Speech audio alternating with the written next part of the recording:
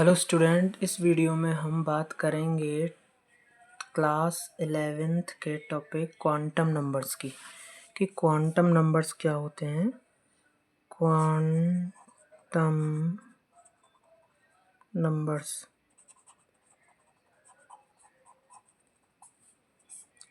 Numbers जो कि atomic structure chapter में है। ये क्वांटम नंबर्स होते हैं, ये किस काम आते हैं कि these are the numbers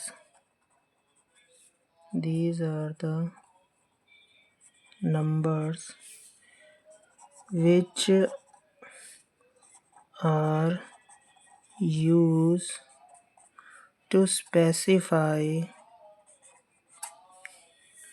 the position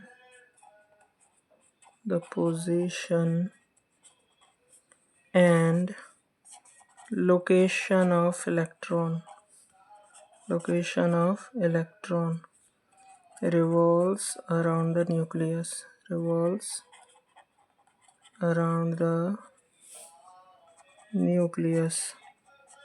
तो हमारे क्वांटम नंबर्स कहलाते हैं। जैसे कि ये कोई न्यूक्लियस है, इसके अराउंड में नंबर ऑफ शेल्स हैं और उन शेल्स में भी नंबर ऑफ सब शेल्स हैं और उनके ऑर्बिटल्स में जहाँ पोजीशन है और उस पोजीशन का इलेक्ट्रॉन की पोजीशन का बिहेवियर कैसा है और लोकेशन कहाँ है कि वे S, P, D, F ये 4 सब शेल होती हैं उसके अकॉर्डिंग।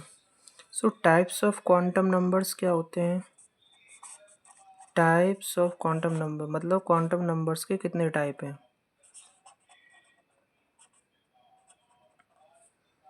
तो टाइप्स ऑफ क्वांटम नंबर्स में पहला आता है principal quantum number. Principal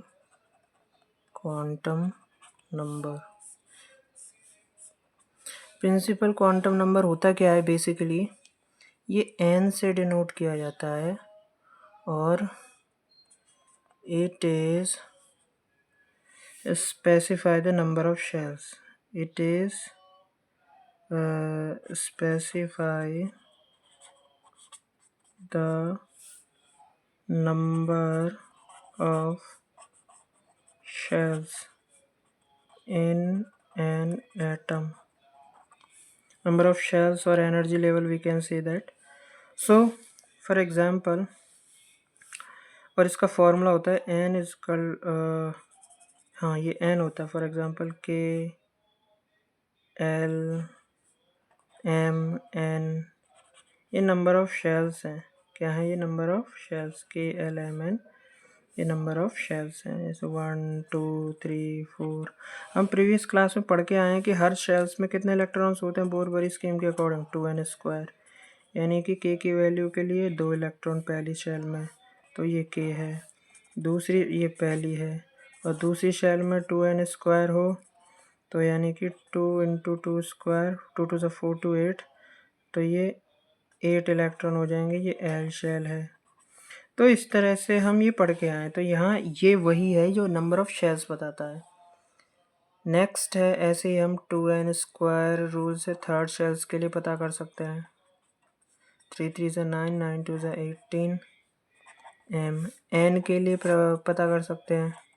2n² n की वैल्यू रखती जाइए। 4 के लिए 4 है, 4 4 16 2 32, तो ये n शेल है।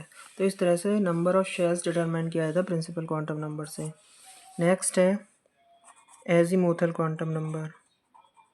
एजीमुथल क्वांटम नंबर को हम angular momentum quantum angular orbital quantum number भी कहते हैं और सब्सिडायरी भी कहते हैं। एंगुलर ऑर्बिटल क्वांटम नंबर, जिससे एंगुलर मोमेंटम भी बताया जाता है, क्वांटम नंबर और सब्सिडायरी क्वांटम नंबर, ये 3 नाम हैं इसके। ये डिनोट कैसे किया जाता है? ये डिनोट किया जाता है भाई साहब आपका L से। इसका फॉर्मूला होता है L = n-1। अच्छा, फॉर S के लिए अच्छा, शेल्स तो KLMN होती हैं, सब शेल्स कितनी होती हैं? सब शेल होती हैं SPDFGHI, लेकिन हम F तक पढ़ते हैं। तो यदि L की वैल्यू फाइंड करनी है तो L की वैल्यू S के लिए 0 होती है, 0 होती है, P के लिए 1 होती है, D के लिए 2 होती है और F के लिए 3 होती है। तो 4, यदि N बराबर 4 है तो L बराबर ये फॉर्मूला लगा सकते हैं, N-1 4 - 1 = 3। नेक्स्ट है azimuthal magnetic quantum number. Magnetic quantum number, इसका फॉर्मूला होता है h/2π में L/2, वो एंगुलर मोमेंटम के केस में बताने के लिए। मैग्नेटिक क्वांटम नंबर क्या होता है? इसको ml से रिप्रेजेंट करते हैं, ml। ये मैग्नेटिक बिहेवियर बताता है। अच्छा, फॉर एग्जांपल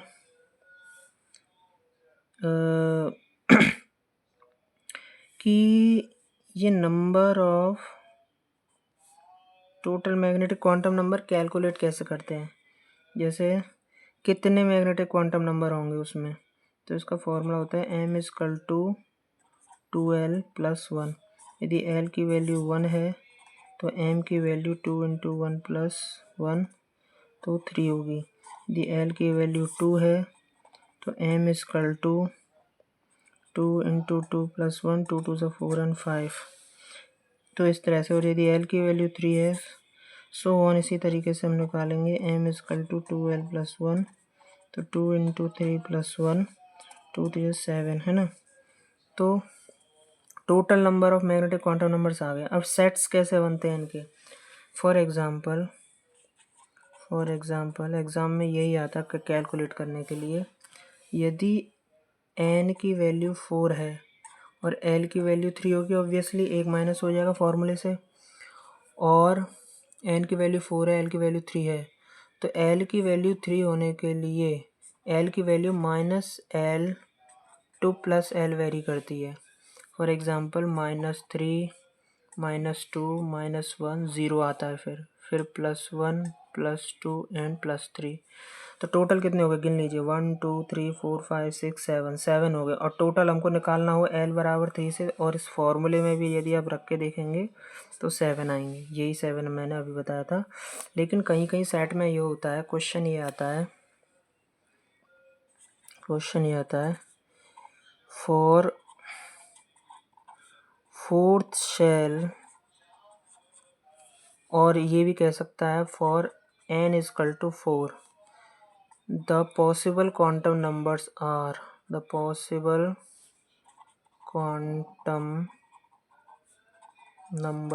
आर, ऑप्शन दे दिया, n = 4, l = 3, m =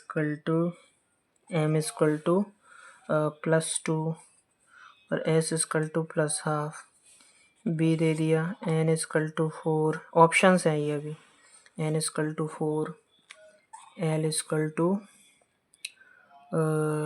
2, m = -2, s = -½ और c दे दिया, n = 4, l = 4, m = +1, s = -½ और d दे दिया, n = 4, l =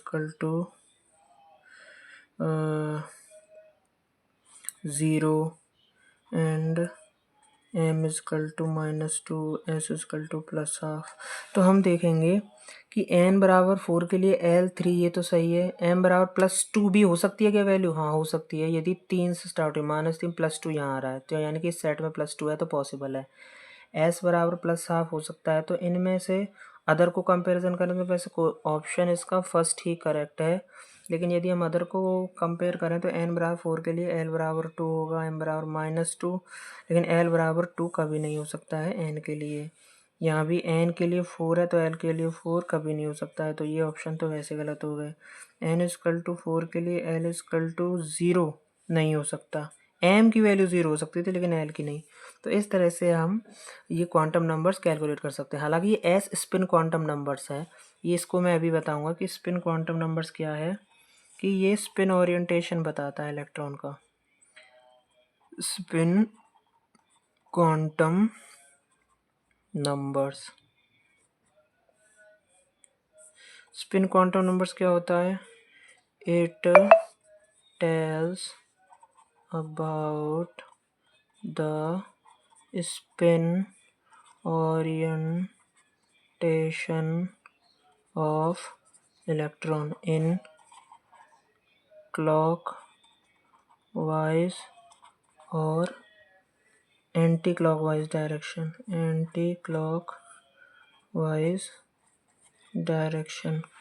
for example s equal to, यदि उसका प्लस हाफ है तो क्लॉकवाइज है, और s equal to minus half है तो एंटी क्लॉकवाइज है। इसको एस से भी रिप्रेजेंट करते हैं और एम एस से भी करते हैं कहीं कहीं। तो ये क्लॉकवाइज डायरेक्शन बताता है और ये एंटी क्लॉकवाइज डायरेक्शन बताता है। ये क्लॉकवाइज डायरेक्शन बताता है और ये anti clockwise, s equal to minus half पर। स्पिन ओरिएंटेशन बताता है इलेक्ट्रॉन्स का। लेट्स सपोज इलेक्ट्रॉन ऐसे तो घूमता है प्लस, जैसे मतलब ये कोई न्यूक्लियस है लेट्स सपोज, और इसके अराउंड में इस तरह से है, तो इलेक्ट्रॉन्स इनमें तो घूमेगा, प्लस ऐसे भी घूमता है पर्टिकुलर सब शेल में यूँ अपनी स्पिन के अकॉर्डिंग। यदि इलेक्ट्रॉन ऐसे घूम रहा है क्लॉकवाइज, और यदि इलेक्ट्रॉन ऐसे घूम रहा है तो एंटी क्लॉकवाइज। इट मीन्स यदि इलेक्ट्रॉन ऐसे घूम रहा है, दिख रहा होगा सॉरी, तो ये क्लॉकवाइज, और ऐसे घूम रहा है तो ये एंटी क्लॉकवाइज। इस तरह से ये क्लॉक या एंटी क्लॉक। तो ये स्पिन ओरिएंटेशन बताता है इलेक्ट्रॉन्स का। तो ये क्वांटम नंबर्स बताए हमने। बेसिकली पोजीशन एंड लोकेशन को बताता है इलेक्ट्रॉन्स की। Principal quantum number, azimuthal quantum number, s के लिए एल की वैल्यू 0, पी के लिए 1, डी के लिए 2, एफ के लिए 3, formula L equal to n-1। और मैग्नेटिक क्वांटम नंबर जो मैग्नेटिक बिहेवियर को बताता है, m बराबर टू l+1। एल की कितनी वैल्यू के लिए एम की कितनी वैल्यू होंगी, ये मैंने बताया भी एग्जांपल से। ये एग्जांपल जो अच्छा सा MCQ क्वेश्चन लिया मैंने, तो इस तरह से आप समझ सकते हैं। स्पिन क्वांटम नंबर या स्पिन ओरिएंटेशन को बताता है। तो इनकी प्लस हाफ माइनस हाफ ये तो हो सकता है, लेकिन मेन जो फैक्टर है एम और एल की वैल्यू देखते हैं। एम और एल की वैल्यू यदि एन की वैल्यू गिवन हो तो इस तरह से हम इजीली क्वांटम नंबर्स फाइंड कर सकते हैं। इस क्वांटम नंबर्स के अकॉर्डिंग एक और लॉ है जो इससे रिलेटेड है, इसलिए समझाया जा रहा है यहाँ पर। तो वो क्या है? वो है Pauli's exclusion principle. Pauli's exclusion principle. Pauli's exclusion principle क्या कहता है भाइयों? ये कहता है कि no two electrons in an atom of elements can have same value for all the four quantum numbers, four quantum numbers। यानी कि no two electron in atom of elements can have same value for all the four quantum number। For example यदि n की value 4 है, l की value 3 है, m की value +2 ले ली मान के चलो, और s की वैल्यू है +½ और n की वैल्यू 4 है, l की वैल्यू भी 3 है, m की वैल्यू भी +2 है ना। लेकिन s की वैल्यू डिफरेंट हो जाएगी यहाँ पर, यानी कि एक ना एक कंडीशन ऐसी आएगी जो ये बताएगी कि ये वैल्यू सेम नहीं हो सकती। दो value no two electrons in an atoms of elements, यानी कि ये पहला इलेक्ट्रॉन्स का केस है, ये दूसरा इलेक्ट्रॉन का केस है, तो कहीं ना कहीं कोई ना कोई क्वांटम नंबर यानी कि डिसबैलेंस हो जाएगा, स्पेशली स्पिन क्वांटम नंबर। तो इस तरह से ये पाउलीज एक्सक्लूजन प्रिंसिपल कहता है। नेक्स्ट है इसमें Heisenberg's Hund's rule. Hund's rule important है। हुंड्स रूल जब आप कोई भी थ्योरी पढ़ेंगे इनऑर्गेनिक में, कि जैसे आपने थ्योरी पढ़ी valence bond theory, crystal field theory, CFT या मॉलिकुलर ऑर्बिटल थ्योरी, तो उसमें ये बताता है हुंड्स रूल कि electrons pairing will not take place. अभी इसको समझाऊंगा मैं, स्टेटमेंट सुनिए ध्यान से। Electron pairing will not take place in an orbital of subshell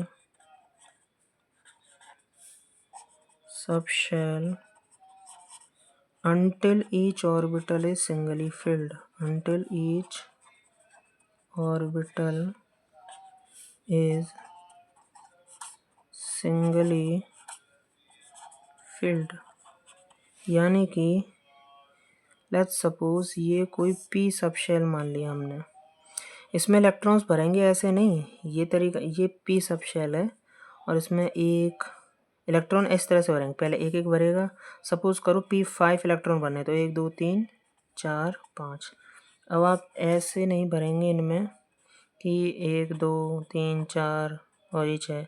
हालांकि मीनिंग तो सेम आ रहा है यहाँ पर, लेकिन हर केस में वेरी नहीं करता है। लेकिन तो इससे बचने के लिए हम एक एक इलेक्ट्रॉन भरते हैं, जैसे 6 इलेक्ट्रॉन भरने हैं। या सपोज करो मैं डी ले लेता हूँ, डी सब शेल में कोई भी सब शेल हो उसमें ऐसे भरेंगे इलेक्ट्रॉन 1 2 3 4 5, फिर जो बढ़ते जा रहे हैं वो 6 7 8, है ना। अच्छा ये तो सही है। और यदि आप इस तरह से नहीं भर सकते, जैसे कि 1 2 3 4 5 6 7 8, आठों को ऐसे नहीं भर सकते, ये तरीका रॉन्ग है, ये तरीका राइट है। पहले सिंगली फिल्ड होंगे, फिर बाद में जाकर डबली फिल्ड होंगे। तो ये था हुंड्स रूल और पाउलीज एक्सक्लूजन प्रिंसिपल। इन्हीं बची हुई लॉज में कुछ और आता है, हाइजेनबर्ग अनसर्टेनिटी प्रिंसिपल। और वो हाइजेनबर्ग और आउफबाउ, सबसे पहले आउफबाउ समझते हैं जो क्वांटम नंबर से रिलेटेड है। आउफबाउ प्रिंसिपल क्या कहता है? आउफबाउ प्रिंसिपल कहता है द फिलिंग